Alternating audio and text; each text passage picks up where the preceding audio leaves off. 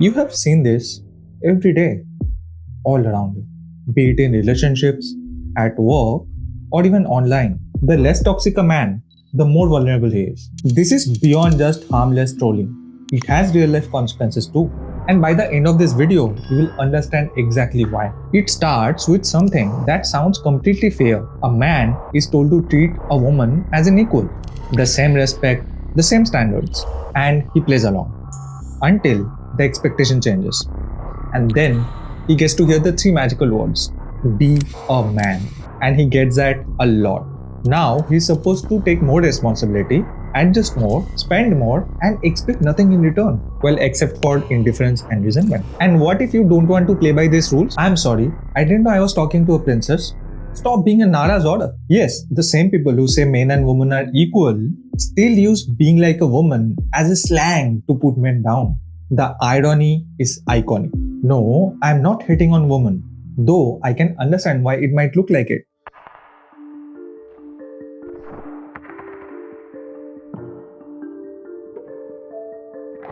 This isn't random. There's a pattern to it. In many spaces, especially online, victimhood is a means to moral authority. Moral authority is used to gain social leverage, and social leverage means more protection and validation. So, when the opposite group's genuine problems enter the conversation, it feels like someone is running away with your cake. And we don't like losing the spotlight, especially when the spotlight is the only place where we feel important. So, instead of trying and understanding the other person, we dive deeper into the herd mindset and immediately jump to, my pain matters more than yours, or you deserve the pain that you are going through. Again, this is not unique just to the gender war alone. You will see the same across different caste, class, and political identity group. People always try to shame the other group into silence. But this mindset is extremely toxic because it does more harm than good. Here's the real cost of avoiding the conversation. Studies consistently show that men are far less likely to seek emotional help or talk about what they're going through. It's bad enough that when a man opens up, he's immediately mocked or dismissed. But then when it's also used against him during an argument, it sends a very clear message. Vulnerability is a weakness to be exploited against you. And it further pushes them to isolate and adapt to the hostility. Now, they won't respond to your problems with nuance and empathy. Because when they were down, they received nothing but hate and bitterness. And this adds more fuel to the already divisive discourse. Because if you keep calling good men incels, they will eventually stop trying.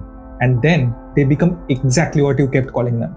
And that's the worst possible thing that could happen. Because when we don't have reasonable good faith people on both sides, we tend to go backward as a society. The abuse, the false cases, the toxicity, and the loneliness will only get worse. To prevent that from happening, we need to acknowledge how men are victims of patriarchy too.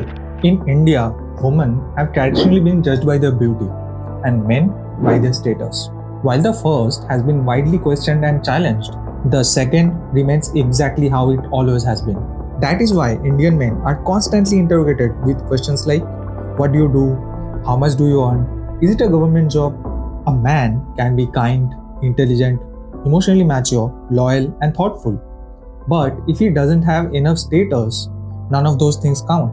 If you're not a provider, you're just a waste of life. Nobody will ever ask a man if he feels lonely, afraid, or if he is happy. Because in Indian society, a man is not supposed to have an inner world. He is supposed to be an ATM. This is why many Indian men live with a strange, quiet loneliness. And to beat it, most men turn to something toxic. There's a concept in psychology called manning defense. This is a way to block out an uncomfortable reality using constant control, anger, or grandiosity as permanent distractions. And I can bet that you have seen this all around you. When a man feels powerless, he becomes obsessed with control. He interferes in every decision, comments on what his wife wears and what his children study. If controlling people's actions is not enough, they even try to control how you think and what you think. But if you look deep down, their control is not backed by critical thinking. Instead, they are driven by their own fears, disappointments, or sense of failure. Men are not allowed to be sad, afraid, or hurt. The only emotion that is manly enough, according to the society, is anger. which is another very common form of manic defense. For example, a father who feels powerless in his job may come home and shout at his children for leaving the lights on. That is not just anger, that's vulnerability masked as ego. You see the same ego in the father who refuses to admit he gave bad advice even when the consequences are obvious. Yes, it is toxic, but at least it acts as some sort of shield against the relentless hate against masculinity, even though it leaves lasting damage to your mental health. Long story short, the society gets the kind of men they reward.